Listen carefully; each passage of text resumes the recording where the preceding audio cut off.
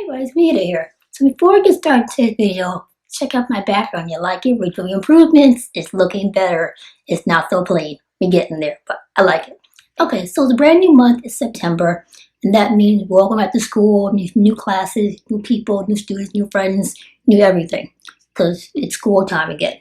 And also means new ideas, new things to learn, what's like that. So design magazines are a great way to learn stuff as a designer. I also design books. I did a video on design books, design books I like, and I also did a video on magazines I read design-wise. So now one of the main popular, well-known design magazines out there is How Design. How Design is a graphic design magazine. They everything from printing and package design to everything design-wise, graphic design is in the magazine. It's a big magazine. I have tons of them. If you watch my video about my magazine collection, you will see well half my collection in that video. There's a whole bit of magazines I have that I did not show because I forgot to show it. But there's a whole I have tons anyway. So in the January 2011, yes, I know it's old, but so it's still good. 2011 January issue, How Magazine did a list of 29 things every designer should know. And it's a really good list. And in the magazine, they gave you a pull-out poster. I had a poster. I don't know what to do with it. I had it. I gotta find it. I don't know. But it's a really good list. So I went through a list. I said, people should know what's a list because it's simple. That's when you're a new design student and it's first year going to art school. Things you know that is simple. So I went through a list. I didn't pick on everything list. Some of the things really didn't relate, I thought, to everyday people or the average design student. So today I'm going to go through the list. I'm going to break down what they said in the list in simple terms to help you all do you need to know the designer. It's long as I only have 20 things, I take it and do all of it. But I'm going to show you the list and we're talking about the list and things to know. It's very information. I think it's helpful. It's easy to learn. So let's get started.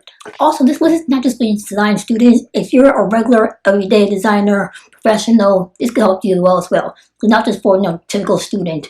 This is for every designer. I think it works for them too. Okay, tip 1, sweat the details. Now, as a designer or anybody who's in publishing, anything you can do with any field, but this is mostly for designers, like details are your best friend. Before you send an email out to that client or send the images to that client or anybody you're doing work for, make sure all details, everything is tied up, done correctly, there's no design errors. Because things like that, the people who notice. You may not see it right away, but everybody sees it who's not in your eyes. So details, like if you send an email, make sure it's done correctly. Make sure you have the person's name spelled correctly, their company name correctly, the body of your emails correctly. As design was, make sure all colors are in the right places, everything they wanted is there, the right color, every shape, whatever. Make sure everything's double check, triple check before you send anything out to your client. Because if you send something out to your client and something's not checked, like the smallest detail, they will see it and they will affect you. Because you must be detail-oriented designers should know details and watch the small stuff. Anything. So details, best from make sure everything see. If people say, make sure your T's are crossed and the I's are dotted, same thing. Make the T's and crossed and I's are dotted to make sure details, sweat the details, take details extremely seriously. Tip number 2, play nice. Now this goes to people who are professional and in school.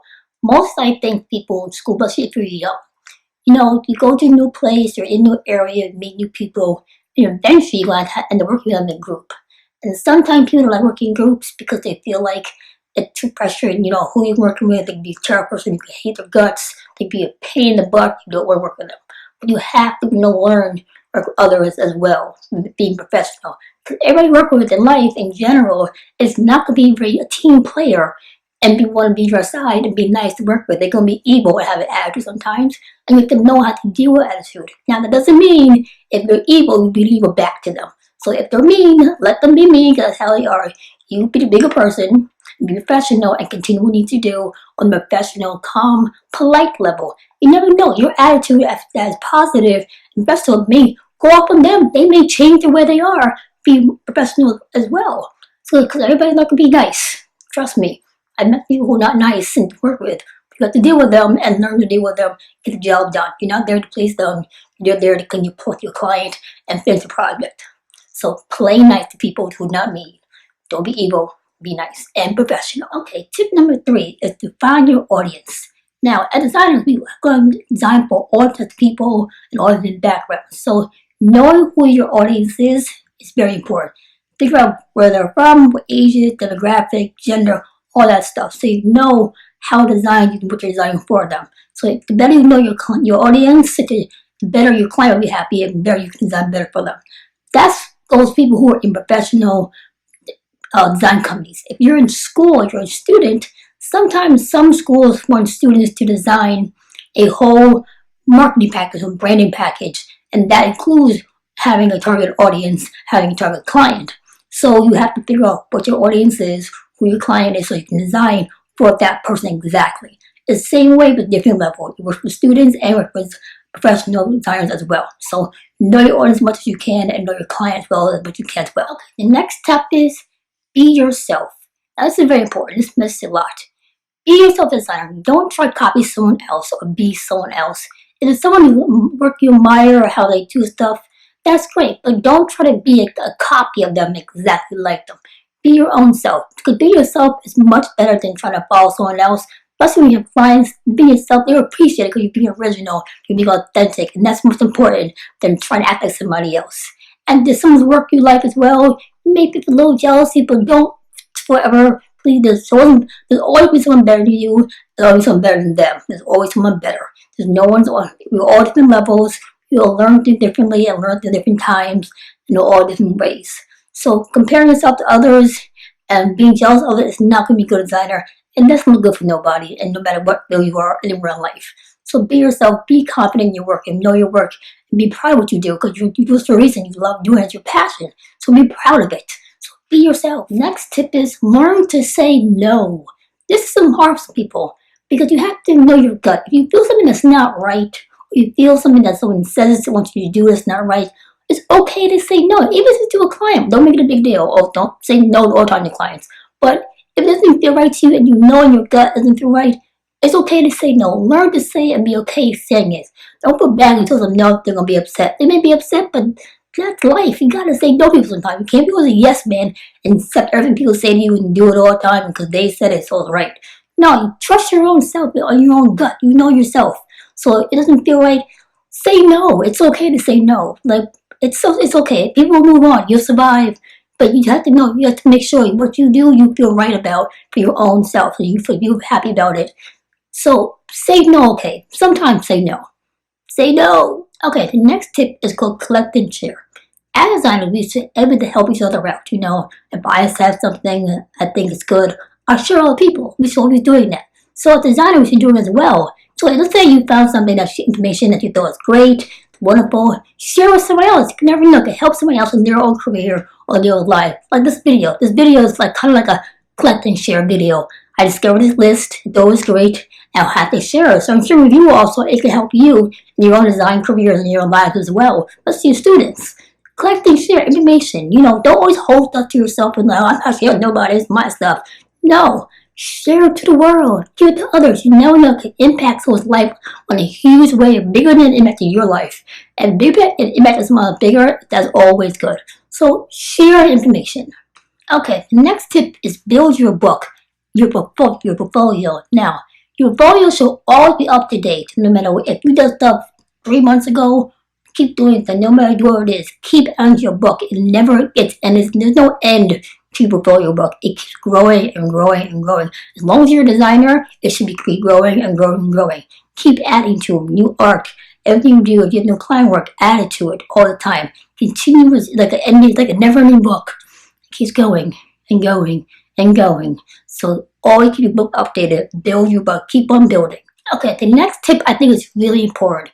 Clean up your act. Now, does that mean clean up your attitude, but you always have good attitude? We talked about before. But this means your social media, your website, things like that. If your website is messy and it's not updated, you have old stuff from like 4 years ago, update it. Make sure it's current. Keep it up. If your Facebook page is old, you got stuff in there that shouldn't be on there, like pictures you don't want no one to be seeing on there, like you last Friday night. You don't want to see that. That shouldn't be up in the first place. So clean up your social media pages, make sure your website's up to date and organized and neat looking. You don't want someone who Google you and they find you and look at your website and it looks a hot mess. And they're like, how old is this stuff? They don't care about your website. Because your online image represents who you are in the real world. So make sure it matches. Make sure you're current as long as your social media and your website are current as well. Because if that stuff is not up to date, then that makes you look real bad and embarrassed. So clean your act. Get it organized. Okay, the next tip is research. Now, we talked about knowing your audience and designing for your audience. But also, you need to know the actual client you're working with. Now, like what their business is, why they start business, who they are as an individual, and who the business is in general. If you know about their own company and who they are, it'll be impressive to them because they show they've done your homework, know what you know about them. So you know, so you can relate, and then they talk to you about stuff, you know what they're talking about. So you don't like, what's that? You understand them, you know what their business is, you know who they are as a person. So research your client as well as your audience. It will help you a lot with business, especially meetings and designing as well. So know your research and know your client. Okay, next is know the trends. Now, knowing your client and knowing your audience is good, but knowing what's going on in the industry altogether is even better. You know what's happening, you know what's up, you know what's hip, you know what's new, you know what happened, came out last week and last month and all stuff like that. So reading websites and blogs and magazines and going to conferences and attending events, things like that, helps you know what the industry is happening, what's happening, because it's always changing. Something new every single week or month or year, you never know. So know the trends. Now, remember, they're only trends. That means they're going to change the next week. So whatever is hot this week, it's not probably going to be hot next month or 2 weeks from now. So, but keep yourself updated, read magazines, read design websites, read the news, you never know. But keep yourself updated with the current events and current comings of the industry because there's so much happening. Keep yourself updated. Okay, the next tip is content is king. Okay, we live in a world where everything now is visual. Everything. That's like a video you watch now. It's video. We look at stuff online, it's visual. Everything is in your face these days. Everything is visual. So the things you put out in the world that are visual, it has to have a strong message to it and a strong image too as well. So make sure everything you design, the message you want to give out to the world, make sure it's a strong message, a positive message, but a strong message, and it comes off design-wise as a strong image as well, because that will impact it, and people will look at it and you get more attention from it. I mean, it's there to have just be strong in your image. I don't know how to say this, but make sure everything you do has a strong message to it and something positive that will affect other people. Like, that's what I aim to do. Like, everything I do design-wise and videos I make, I hope that they help other people and I have somehow affected their lives in some positive way. So make sure the message you're trying to give out to people is strong and hoping that it will help them and positive your lives. That's always a good thing to have. Make sure your image and the work you do is also the same way. Make sure it's strong and powerful and is out there and brings positivity to everybody out there. Okay, the next tip is know spec work. What is spec work? Spec work is free work. Let's say someone said, oh, wait, I need to design a poster for me. I'm doing an event and I need a poster design. I said, okay, well, here's the deal. And I don't have the money to buy it, so can you hook me up and do it for free, because we're like buddies. This is where you say no. Do not do spec work. Spec work does not help you. You're in a business. You're trying to run a business. Your business needs to be run by money. You cannot run business without money. You need that. So when you do client work, you need to charge them to do the work. You do work, they give money. That's how it works. Business grows. So spec work should not be doing. You should not. No. Say no. Say no. This is where you say no. No spec work. Okay. The next tip is know your history. Now this can go for design students, especially new students who do design. Know history of graphic design. There's tons of books on history of graphic design. Go to the library, pick one out, go to Barnes & Noble, purchase one. Know your history. What more you know about graphic design history-wise, will very help you design now for the future, for the present and the future. So know your history. There's tons of graphic history. Learn if you can. I know you probably have a graphic design class, history class in school. That's great. But learn on your own as well. Don't just learn in school to help you learn stuff, because you may not learn everything in school. But get a book on graphic design history and learn about it, read about it. It's good to know. So know your history. Now the next tip is make mistakes. This is a very good one. Before getting into the tip, let me tell you a little story. When I was about maybe 9 or 8, I think, I've been in private school my entire life. I did that story about pretty school and stuff like that. So I went to private school. My first school I went to, very first school, well, not besides kindergarten. This is like a little older. My teacher, Note, I forgot his last name, Note. Now, I went to private school. I was out of the entire class. I was one of the 2 black girls in the entire class. That's no story. We won't go there. But, as I was saying, my teacher, Milt, he had this saying, if we made a mistake, congratulations, you made a mistake. You're human. He's a human, but he said, you made a mistake, congratulations. He praised mistakes. So, as I was saying to you, as designers, we make mistakes all the time. Humans, we make mistakes all the time. Mistakes are not bad. Mistakes help us grow. So you do something wrong, make a mistake, oops, it happened, but learn from it, grow from it. No, don't wait on like, oh, I'm terrible, the hell has happened to me. Don't do all that. People make mistakes all the time. That happens. So, but grow from mistakes, learn from them, move on, make sure to do them again, but learn from them. And sometimes in art, mistakes are a good thing. They make your work better. You never know. It could be the small thing, but it can make it 10 times better before the mistake. So mistakes are always not bad. They're good. But learn from mistakes and grow from them. So let's make mistakes. Or some of you make mistakes. Say to them, congratulations, you made a mistake. They may make it weird, but you're praising their mistake. You're praising something they did. They're human. It happens. Don't be afraid of mistakes. Okay, we are probably at the end of the list, and that was it. Thank you for watching. Thank you for your patience. I know it was a very long list. I didn't get all of the tips, but I will list the entire list from How Design website, links in the description box below so you can see the entire list. I will try to find a post. I don't know what. I may find it and put it on my website. We'll see about that. But thanks for watching. I hope you enjoyed. I hope this list helps you, especially if you're new to art and your first time in school this semester. I hope this helped you learn to apply to your new school year, or if you're a professional designer, you apply to your already existing career. Hope it helps you a whole lot. And I will see you next time. Good luck in school, everybody. Good luck in school. Study, work hard, make new art. See you next time.